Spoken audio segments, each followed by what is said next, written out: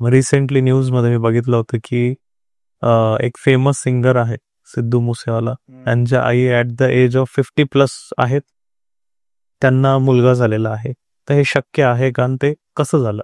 शक्य आहे, पण ती बरेच कॉन्ट्रोवर्सी झाली होती त्या इश्यू बद्दल. त्याचे पॅरेंट्स अबाउट 60 होते आणि आपल्या देशात आता कायदा जो आलेला आहे नवीन, ART लॉ म्हणतात त्याला, म्हणजे पुरुष 55च्या नंतर तो IVF करू शकत नाही आणि स्त्री 50च्या वरती IVF करू शकत नाही. शक्य आहे, पण अगेन 60s आणि 50s आणि 60s मध्ये जर ती प्रेग्नन्सी ठेवली तर ऑब्व्हियसली मॅटर्नल कॉम्प्लिकेशन्स वाढणार आहेत, ॲबॉर्शनचे प्रमाण वाढणार आहे, बेबीजमध्ये कॉम्प्लिकेशन्स वाढणार आहे.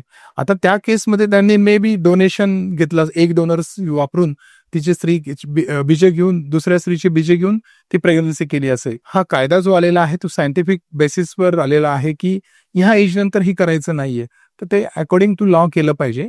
आणि ऑब्व्हियसली जर एज पुरुषाचं किंवा स्त्रीचं जर वाढलं तर डेफिनेटली ॲबनॉर्मल आणि high risk pregnancy within complications पण जास्त आहेत अशा.